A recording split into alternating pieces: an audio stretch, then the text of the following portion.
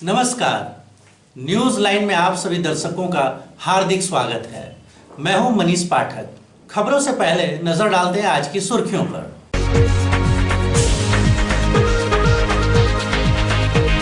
इस बार दीपावली 14 नवंबर को मनाई जाएगी।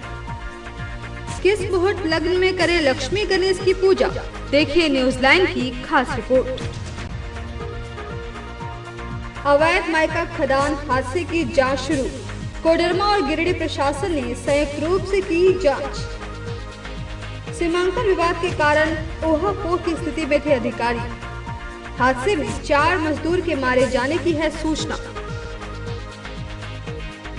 झारखंड कोयलरी मजदूर यूनियन का आंदोलन समाप्त। गिरिडीह विधायक की उपस्थिति में हुआ आंदोलन समाप्त। और दीपावली को लेकर बाजार हुआ गुलजार, लोग जमकर कर रहे हैं खरीदारी। अब खबरें विस्तार से। इस बार दीपावली 14 नवंबर को मनाई जा रही है। किस मुहूर्त व लग्न में करे मां लक्ष्मी गणेश भगवान की पूजा, चलिए जानते हैं। इस बार दिवाली 14 नवंबर को मनाई जाएगी। इस दिन मुख्य तौर पर देवी लक्ष्मी और भगवान गणेश की पूजा की जाती है। मान्यता है कि दीपावली कार्तिक मास की अमावस्या पर श्री लक्ष्मी जी की पूजा करने से सुख, समृद्धि, धन, वैभव, ऐश्वर्य की प्राप्ति आसानी से हो जाती है। यूं तो पूरे वर्ष धन के बिना जीवन की कल्पना भी संभव नहीं है। अतः दीपावली में मुहूर्त, लग्न आदि का ध्यान रखकर नियमानुसार मां लक्ष्मी को प्रसन्न करने के प्रयास अचूक होते हैं। इस साल शनिवार दोपहर 2:18 के बाद अमावस्या लग जाएगी। शनिवार की दिवाली उत्तम योग बना रही है। स्थिर लग्न में लक्ष्मी कुबेर का पूजन किया जाए तो सर्वार्थ सिद्धियां प्राप्त होगी। बताया जा रहा है कि ग्रहों की इस प्रकार की स्थिति 499 साल पहले देखी गई थी। स्थिर लग्न में पूजा करने से माता लक्ष्मी आपके घर पर स्थिर हो जाती है। धन की अधिष्ठात्री देवी लक्ष्मी गणेश सर्वार्थ कार्यों को सिद्ध करने वाले एवं धन के देवता कुबेर की पूजा सदैव एक साथ करनी चाहिए।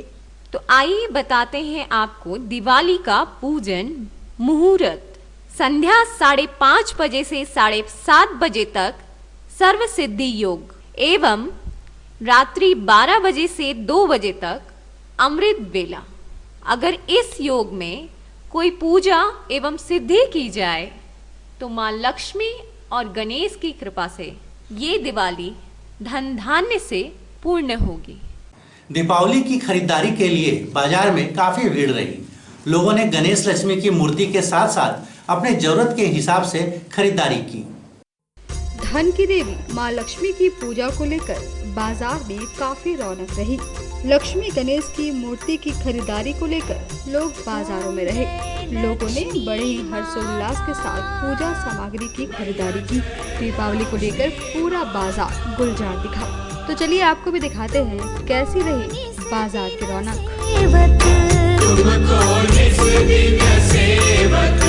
हर विष्णु विधाता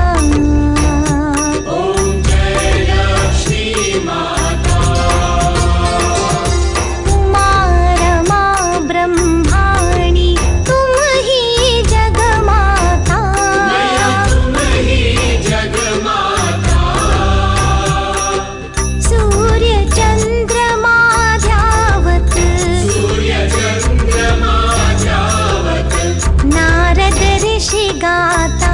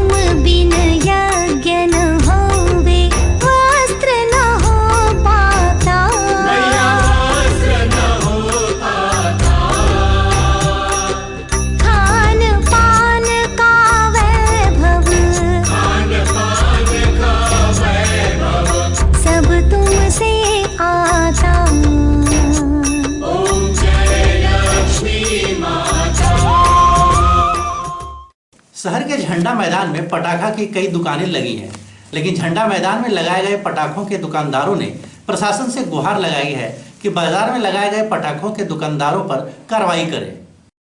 शहर के झंडा मैदान में पटाखा की दुकान सज धज कर तैयार है, लेकिन पटाखा दुकानदार काफी परेशान नजर आ रहे हैं।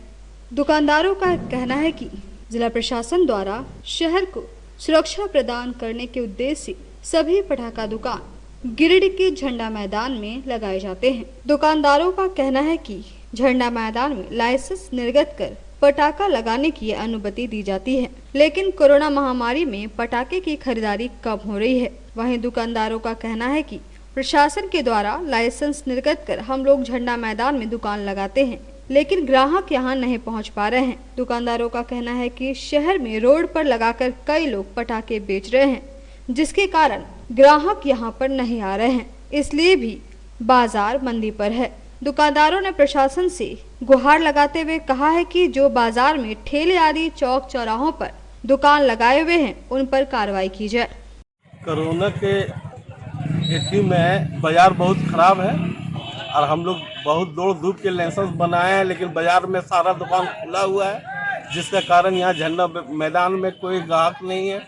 हम लोग का एकदम बैठा बैठी है। हम लोग प्रशासन के आदेश के मुताबिक झंडा मैदान में दुकान किए हुए हैं। प्रशासन से चाहते हैं कि सारे लोग यहाँ पे झंडा मैदान में दुकान लगाएं और लाइसेंस के साथ लगाएं। मार्केट में दुकान खुला है, उससे लोग हर साल जिस तरह से सेल था उसका हमको लगता है कि 20% भी सेल नहीं। इसका कारण है कि बाजार में हर जगह पूरे भीड़ भाड़ वाले एरिया में भी देख रहे हैं कि सारे लोग दुकान लगाकर बैठे हुए हैं, तो हम लोग का यहाँ लगा के रखना कोई औचित्य नहीं बनता है। कोई भी आदमी आएगा तब उतना दूर से आएगा नहीं, मार्केट में ही ले रहा है। सुरक्षा के दृष्टिकोण से भी वो बहुत ही खतरनाक है। भीड़ भाड़ वाले एरिया में बिक रहा है पटाखा, इसलिए प्रशासन से आग्रह होगा कि जब लाइसेंस निर्गत किया गया है झंडा मैदान में लगाने के लिए, तो झंडा मैदान में दुकान लगाए हुए या बाजार में जो लोग लगाए हुए हैं उनसे उनको कार्रवाई किया जाए, रोका जाए, या फिर उन्हें झंडा मैदान ही भेज दिया जाए। हम लोग को तो नुकसान हो ही रहा है कि बिक्री एकदम नहीं है। बाजार में बिक रहा है, लोग वहीं खरीद रहे हैं, यहाँ कौन आएगा इतना दूर? बिक्री एकदम नहीं है। जो खर्च हमको लगता है कि हुआ है वो खर्च भी निकलना मुश्किल है। अवैध माइका खदान में 4 मजदूरों की मौत के बाद कोडरमा और गिरिडीह पुलिस प्रशासन मौके पर पहुंची। इस दौरान दोनों जिलों की पुलिस प्रशासन के अधिकारी अपनी सीमांकन उलझन को खत्म करते हुए जांच शुरू की। गिरिडीह जिले के कोडरमा जिले की सीमा पर जंगल में चल रहे माइका के अवैध खदान में गुरुवार की शाम चाल धंसने से 4 मजदूर की मौत हो गई, जिसके बाद शुक्रवार की सुबह घटना स्थल पर पुलिस पदाधिकारियों व संबंधित अधिकारियों का तांता लगना शुरू हो गया। मगर घटना स्थल पर पहुंचे दोनों जिले की पुलिस व अधिकारी अपनी सीमाओं को लेकर उलझन में दिखे। हालांकि दोनों ने घटना का संयुक्त रूप से जांच की और अंत में गूगल मैप की मदद से तय किया कि घटना गांवा के सीमा में आएगा और गिरिडीह प्रशासन कार्रवाई करेगी। साथ ही बताया गया कि घटना स्थल पर पहुंचे दोनों जिले की पुलिस व अधिकारियों ने जांच के दौरान मृतकों के नाम पता किया, जिसमें मरने वाले में गांवा थाना क्षेत्र के गोरियाचू निवासी बड़कू मांझी व कोडरमा के ढाब थाना इलाके के रहने वाले अनिल यादव समेत धजवा के 2 अन्य लोगों का नाम सामने आया है। वहीं खदान संचालक के रूप में नवलसाही क्षेत्र निवासी शंकर साव व गांवा थाना क्षेत्र निवासी सुनील यादव का नाम सामने आ रहा है। इसके साथ ही खदान के अंदर अभी भी लोगों के मरे होने की आशंका भी जताई जा रही है, जिसकी जांच में पुलिस जुटी है। इधर खोरी महुआ एसडीएम धीरेन्द्र सिंह का कहना है कि वन विभाग के अधिकारियों द्वारा अवैध माइका खदान से करने वालों पर कार्रवाई की जाती रही है और अभी भी दोषियों पर कड़ी कार्रवाई उनके द्वारा की जाएगी। जांच टीम में गिरिडीह डीएमओ सतीश नायक, खोरी महुआ एसडीएम धीरेन्द्र सिंह, इंस्पेक्टर परमेश्वरी लियांगी, गांवा अंचलाधिकारी अरुण कुमार खालको, गांवा थाना प्रभारी विजय करकेट्टा, गांवा प्रभारी वनपाल रोहित कुमार पनोरी एवं कोडरमा जिले के डोमचार्ज इंस्पेक्टर आरएन ठाकुर व डोमचार्ज रेंज कार्यालय के रेंजर के ओझा शामिल थे। जैसा आप लोगों के पत्र के माध्यम से ही सूचना प्राप्त हुई थी कि जो गांवा और कोडरमा का जो बॉर्डर है उस सीमा पर 4 लोगों के मृत होने की बात हुई थी, तो वो आइडेंटिफाई लोगों ने किया है और हम लोग भी स्थल पर पहुँचे हुए हैं। FIR करके जो विधिवत कार्रवाई हो संपन्न की जाएगी। सर इधर ही रहती है, ऐसा नहीं है। वन विभाग भी कार्रवाई करता है, आपके पेपर के माध्यम से भी सूचना मिलती है और माइनिंग के तहत भी कार्रवाई होती है। क्योंकि वन का क्षेत्र है तो वन वाले इसमें कार्रवाई करते हैं। क्योंकि दुरूह इलाका है और काफ़ी डिस्टेंस हो जाता है ब्लॉक से भी, या इस साइड से भी उस साइड से। सर जैसे लोगों ने किया भी है, वन विभाग ने कई बार कार्रवाई किया है और बराबर वो करते ही रहते हैं। फिर भी चूँकि इतना बड़ा क्षेत्र है तो दिक्कतें आती हैं। फिर भी हम लोग कहेंगे कि फिर वो और अभियान को तेज करें। झारखंड कोलियरी मजदूर यूनियन का आंदोलन समाप्त हो गया।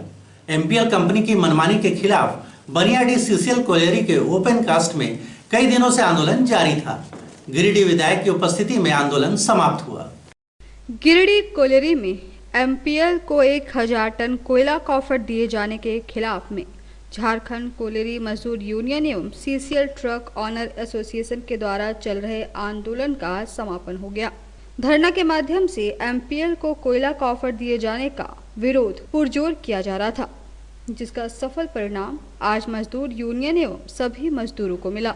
मौके पर स्थानीय विधायक सुदेव कुमार सोनू ने कहा कि अगर भविष्य में कभी भी MPL या कोई भी अन्य कंपनी मजदूरों की रोजी रोटी से खिलवाड़ करेगी तो झारखंड मुक्ति मोर्चा उसका पुरजोर विरोध करेगी।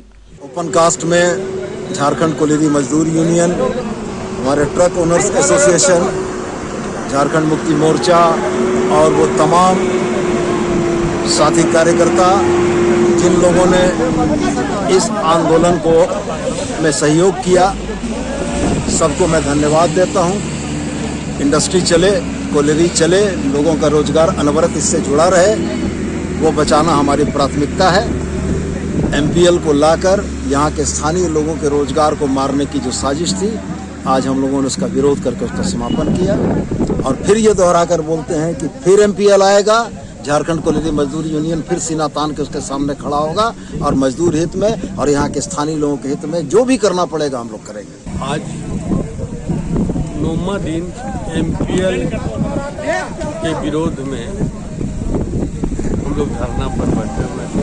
आज उसका 9वां दिन है और आज MPL उठाने का डेट जो है वो समाप्त हो गया और उसी तरह से MPL के विरोध में हम लोग बैठे हुए धरना का भी समापन किए हैं। और यह प्रबंधन को यह हम लोग इस धरना के माध्यम से यह संकेत देने का काम किए कि जब जब MPL यहाँ पर लगेगा और इस तरह का मान लीजिए यहाँ के मजदूर, यहाँ के ट्रक मालिक जो बेरोजगार है उसको जब तक जोड़ा नहीं जाएगा तब तक MPL को यहाँ से उठाकर ले जाना संभव नहीं। आज झारखंड कोलियरी मजदूर union, Jharkhand Mukti Morcha, truck association हमारे गिरिडीह कोलियरी में 1000 टन MPL लगाने का कोशिश किया, लगा दिया था और वह यहाँ के स्थानीय मजदूरों को,